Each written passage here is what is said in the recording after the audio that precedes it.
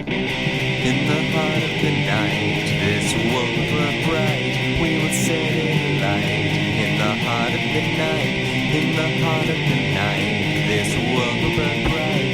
We will set it alight. In the heart of the night.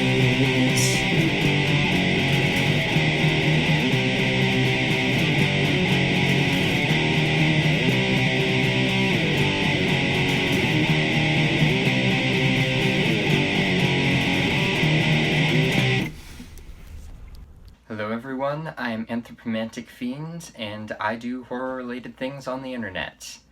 Before I do the review, I would like to talk about the contest I'm doing, if you care about that.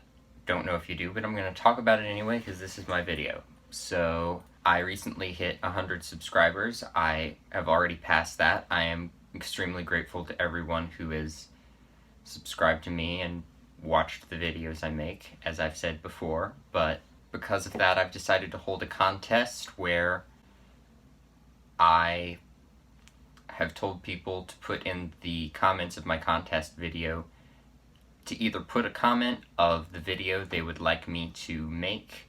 I go into more depth about that in the video where I talk about that. I'll put a link to that in the description. You either comment a video you would like me to make, or vote for something else somebody else has commented by liking it, or you can do both. Just don't vote for yourself, please. That closes tomorrow, so you're going to want to do that now. So far, there's already a very clear winner, and the years are already turning, but I haven't gotten a lot of submissions, so this is your last chance to do that, so I thought I'd say that here. So if you don't care about that, that's over with now. I'm gonna start talking about the movie, which is what I'm here to talk about. So, today, as you probably know, if you have actually read the title of this video, which you have, which is why you're here, I'm talking about The Nurse. This is a movie that came out in 1996 and stars Lisa Zane. And she is best known for her role as Maggie in Freddy's Dead: The Final Nightmare. She's been in some TV shows as well. She's also a musician. I looked into her stuff, her music, and she's got a really great voice. I think she's a great actor, and she, from what I've seen of interviews with her, seems to be a really kind person as well. I haven't actually seen her in anything else besides this movie, though, including Freddy's Dead. I know, please don't crucify me. I'm very, very behind on my slashers as of now, but I'm trying to amend that as much as I can, so she's probably the only super noteworthy person that I know of who's in this. I didn't really recognize any of them the first time I watched this, but she is definitely the standout performance in this movie. The soundtrack is really nice. It doesn't like stand out with like some defining theme. It's not like a very iconic score, but it suits the movie really well, and it hits all the right emotional beats. And at first I wasn't sure if it was an orchestra or synths, but considering the probably lower budget for this movie, it was definitely synths, and I could tell later on, but it's all really well orchestrated. It has an orchestral classic thriller soundtrack feel to it, and nothing out of the way, but good. Same thing goes for the cinematography and set design. Nothing special, nothing particularly artsy, nothing that really grabs you per se, but it all is really well done. It looks nice, it looks professional. The editing flows really well. There's sometimes some weird, choppy editing in lower budget horror movies, or just like I've talked about in some of my other reviews, pointless repetition of certain shots. If the movie's trying to be artsy for no reason, if the movie's trying to be artsy for no reason, if the movie's trying to be artsy for no reason, that stuff drives me up a wall. This movie is just very straight and to the point with everything it does. It just feels it's a very simple movie, but everything just flows naturally, and it feels like a movie, like it's telling a story, and it's not a very complicated story, not the best story I've ever heard, not the most interesting, but it's telling it really, really well. And the story is actually a really cool one. So I would actually recommend going into this movie blind if you want it to really... Hello?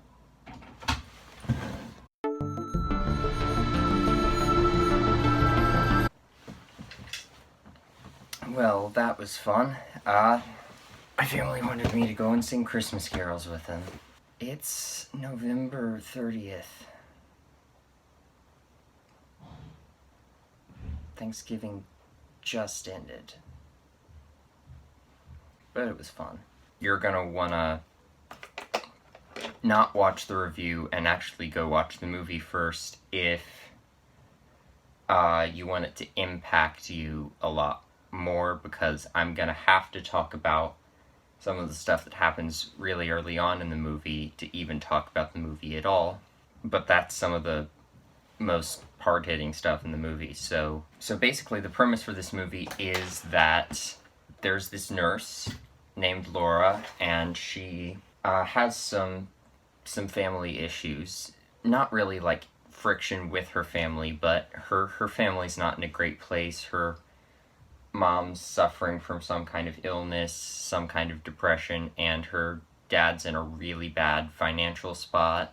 She's super stressed out, and the first scene in the movie is her about to inject some kind of fluid into some guy, and she almost injects the wrong thing into him, something that could have killed him, just because she's so stressed and not focused on her job, and it's pretty unsettling.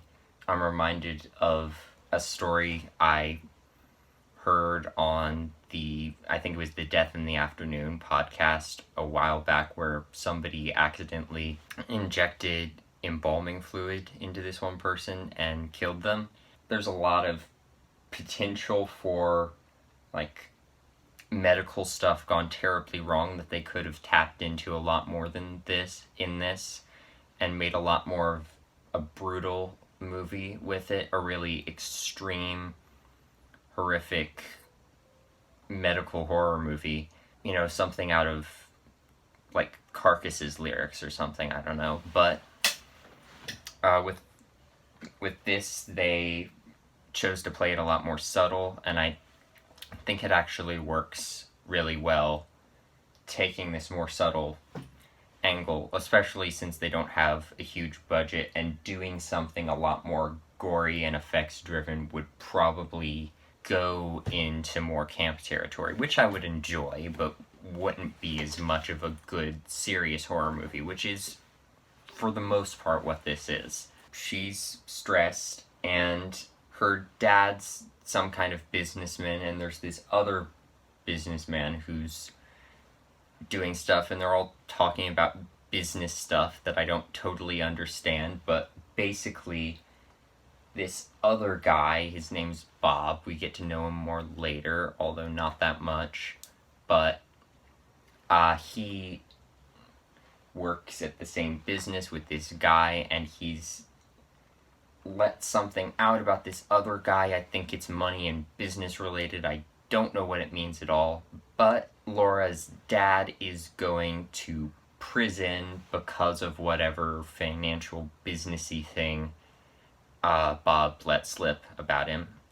And because of this, he's in a horrible place, and he feels like he has no reason to live anymore. And so at first you think he's just gonna commit suicide, but no. This is the part where you go and watch the movie and don't listen to me. But I have to talk about it because this is a review of the movie. He doesn't just kill himself, he kills his son and his wife as well. It's probably the most heartbreaking, harrowing thing to see, because Laura's just been on the phone with him, and she hears the click of the gun getting into place to fire. I don't know how guns work, but she's racing home to save her father, and he shoots the son in his sleep and shoots his wife while she's in this still half sleeping, half awake state, and it's truly tragic to see how far gone he is. and Laura gets into the house right as her dad blows his brains out right in front of her. We don't see any kind of gore in this, but you don't need to. You know what happens and how tragic it is. It's really good, and this is why Laura is such a great sympathetic horror villain. She, because of what she's seen, blames Bob for what's happening and decides she wants to take revenge on him and his entire family. And like, for a while you just see her sitting in her living room as the police are there taking everybody away, just sort of in a daze, sort of wishing her family back. Like, somebody asks, is there anything I can do to help? And she's like, can you bring my family back? And they're like, no. So she kind of snaps and wants to go after them. So that's part of the really good, disturbing aspect of this movie. But then, words. On the way to work, Bob has this reporter come talk to him, and this reporter is just, I hate him. I can sort of kind of tell he means well, but he's just your stereotypical nosy reporter, and he has barely any sense of what is ethically okay to say to somebody when they're in a heartbreaking situation. He just wants a story. And he just wants to put together a story with lots of human emotion and gravity and serious, important things, because that's what his readers like. Not because he actually cares about what's happening at all. He comes up to Bob and is just like, so how do you feel about the fact that your co-worker, George, killed his family and then shot himself? And Bob naturally flips out, but he goes into a sort of shock and like collapses on the ground and goes into what they call in the movie locked-in syndrome. I assume this is a real thing, but he is just sort of paralyzed for the rest of the movie. He can't move. And they're talking about how there is rarely any kind of recovery from this state. And what ends up happening is Laura adopts the identity of another... Jesus, I'm getting all kinds of notifications right now. Laura adopts the identity of this other nurse named Susan. And... okay, I'm gonna have to turn off my notifications real quick. Excuse me.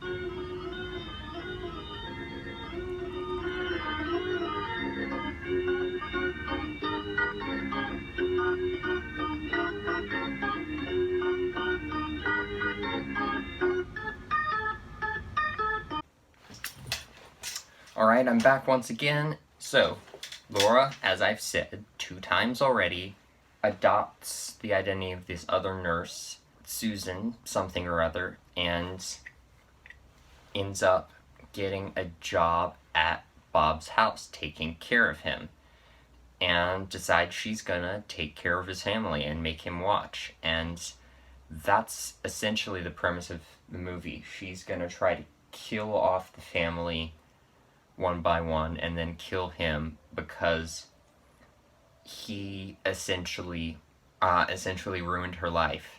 I'm going to go more into depth about the brutal stuff she does in the spoiler section, but I'll say right now that Lisa's performance is based on the really, really dark stuff that's happening in the movie, the fairly dark and serious tone. I wouldn't call it a fun watch, but she's definitely enjoying the villainous role, which I always like to see, and she's always just sort of sneering behind the backs of everybody as she's pretending to be this nice, unassuming nurse, and there's just little things that she'll do, little cool, creepy things. Like, she'll go buy groceries for the family and just be biting viciously into an apple as she drives this bus back to the house. And she'll, like, get some tea and be sipping it with the family, and then when you just get their bathroom, just sort of eye them sinisterly and just sort of swish the tea around in her mouth for a little while before swallowing it. One of my favorites is when she's looking after Bob and one of the characters, I forget her name, is leaving the room and she just sort of picks up his arm and waves goodbye to her with it. Just little creepy messed up things like that I really enjoyed. I mean, as much as I could within the dark subject matter. It really is, this movie shows essentially nothing, maybe a little bit of blood, but it's not a gory movie, and it's not even like off-screen gore, just the way Laura kills people isn't particularly gory, but it is brutal and really just sort of sinister and vicious, and it's not an in-your-face kind of killer character. It's a very sort of underhanded, trying to get away with everything behind everybody's back type of thing. And a lot of the tension in the movie comes from either seeing how Laura's gonna kill somebody, but also there will be little bits where she might let something slip, some kind of inconsistency in her cover story, and somebody will question her on it, and she'll find another excuse, and just sort of trying to see if she'll get away with something or not, because she has little hang-ups along the way, and you don't really want her to get away with it, even though you feel bad for what has happened to her. She is just gone and hates everybody and is really vicious and cruel. But you want to see if she can get away with what she does. There's a lot of sort of morbid curiosity driving this movie, which is probably fine if you're a horror fan. Yeah, and she'll just do little things to torture Bob, like make him watch old home movies of himself and just like squeeze his hand. I don't know, just little things. And he's just sitting there paralyzed through the majority of this movie. He's just sitting there paralyzed during all of this. So that's really all I can say before I get into spoilers. This is a movie with a very dark, disturbing premise that they could have taken to the nth degree, but they didn't. It's a much more subtle movie, probably because of budgetary restrictions, but it's a solid little movie. All the characters, they feel flatter than they did the first time I watched this movie, but they're all there, and Lisa Zane is just really enjoyable to watch. Just do nasty villainous stuff behind this family's back, and there's a lot of tension in this movie. So I don't know if this movie is for everybody. It's a pretty dark movie if you like more vintage classic horror, and it's probably not brutal enough for you if you're more into, I don't know, body horror and torture porn type stuff, like Saw and etc., etc. I don't watch a lot of that myself because I don't find it particularly enjoyable, but that has nothing to do with this. But if you enjoy that kind of stuff, this probably won't be brutal enough for you. It might be not fun enough for a more vintage horror fan, but I really liked it. It was a really good mixture of a really dark, serious subject matter with a very restrained story, and it just gave it a very dark, fairly realistic, albeit with some little hiccups in the acting department. Not really, nothing too bad, nothing. It's just a decent little horror movie. I definitely recommend it if you have seen other stuff Lisa Zane has been in and you like her stuff, and if you enjoy just a decent thriller movie. I definitely recommend The Nurse. So, with that said, on to the spoilers. This is mostly just going to be me talking about the way Laura kills people, because that's really the part that you don't want to spoil. That's half of the interesting stuff that happens in this movie. So Bob is being escorted by his current nurse through the park and runs into Laura, who he has previously seen because she was the one taking care of him in the hospital, and just sort of had leaned into him and just been like, I'm going to make you suffer the way I suffered, you know.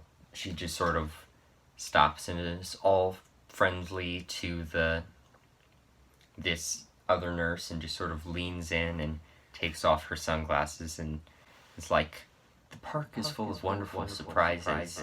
You get a lot of cuts to Bob's blank face where you just sort of have to fill in the blanks of what is he thinking right now. He must be absolutely terrified. And later on, Bob is put in the back of this nurse's van, and Laura has snuck in and stabs her with a needle full of some kind of chemical. I don't know what it is.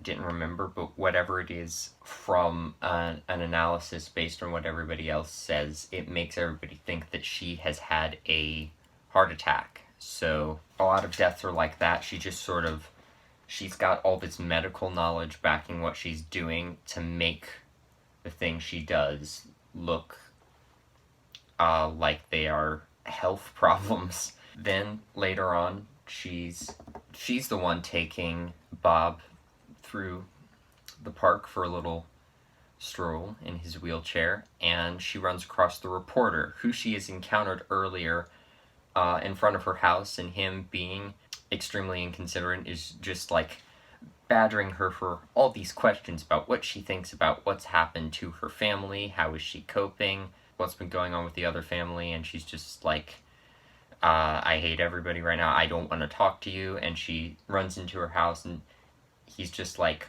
so what do you think about the fact that shortly after this, George's coworker Bob has suffered a stroke? And she just like says, I hope he dies, and slams the door.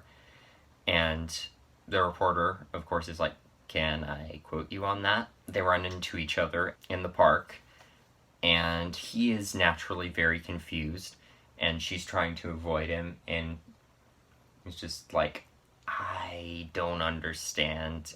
And she's just like, I can explain.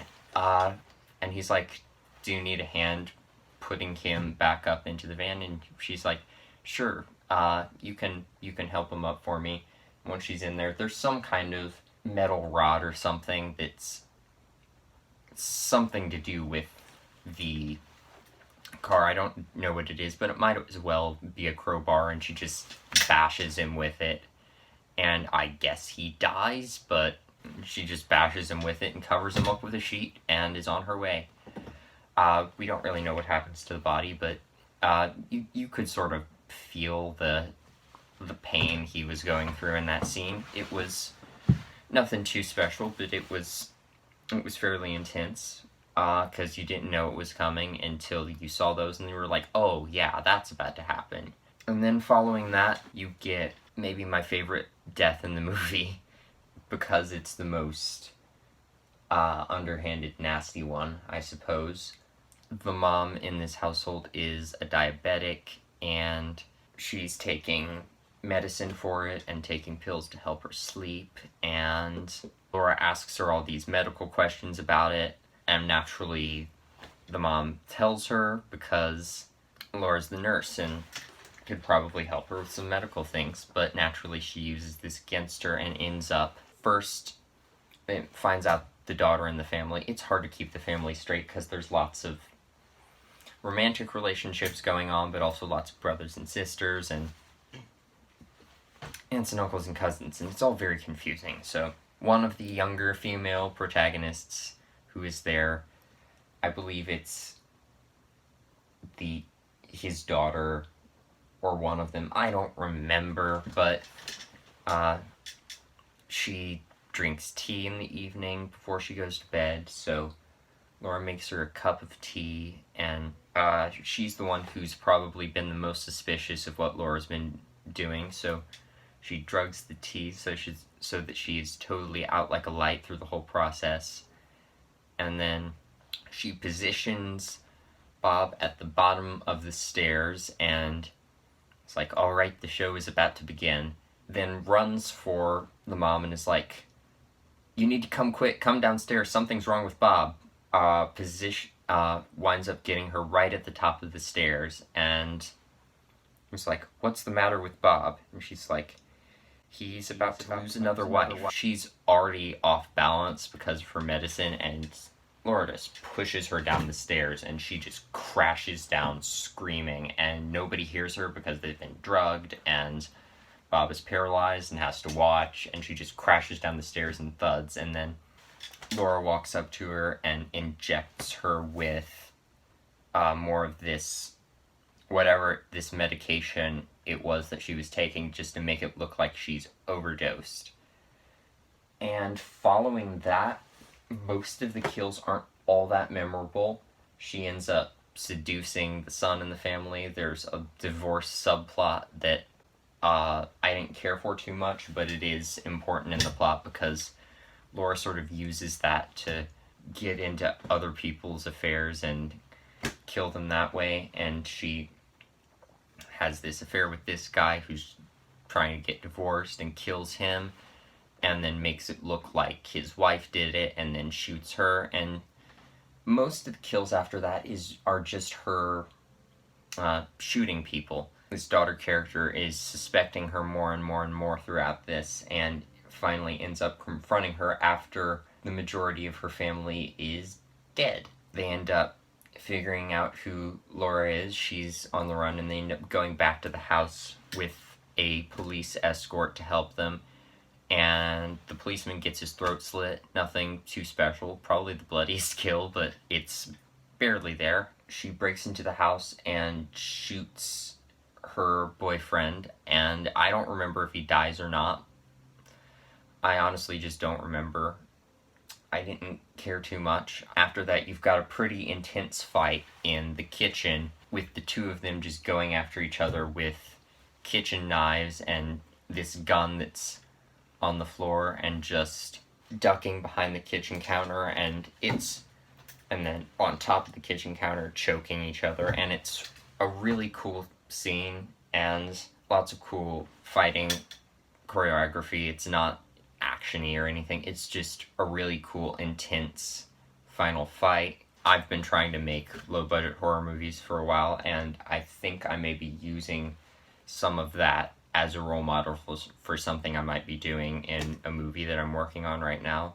I haven't filmed anything for it yet, just done a script, but there is some violent stuff that goes on in somebody's house, and I think that what happens in this movie could be a good just sort of template for what I'm trying to do. But the point is, I thought that the ending scene was really well executed, and then we just sort of get to the heart of Laura's total just sort of nihilism, I suppose, and she's just staggering towards this character with a knife, being like, kill me or I swear to God I'll kill you, because she just doesn't care if she dies or not. She just either wants to inflict the pain she's feeling on others or just end it for herself. And she gets shot, and then we have a little scene because Bob has just sort of been gradually recovering throughout the movie. His fingers have been moving a little bit, but whenever somebody brings the nurse in, he's too scared to do anything because he doesn't want anybody to know that he's recovering, so he doesn't move. But then he's just sort of gradually recovering from this locked-in syndrome at the end of the movie, and he's just watching baseball with his family, and that's where it ends. It's kind of a meh ending, but it is just a little bit of a relief from the intensity of the movie, but it wasn't as impactful as the first time I saw it. Not at all. But all things considering, in conclusion, this is not a stellar movie by any means, but it's a good, just solid, well-made little horror thriller type movie with a really good, disturbing premise to it, and Lisa Zane is in it and does a fantastic job as the villain. So if that sounds good to you, I definitely recommend checking out this movie. That's really all I have to say. Thank you for checking out this video. Hope you'll check out more of my videos, and hopefully see you in another one. Bye.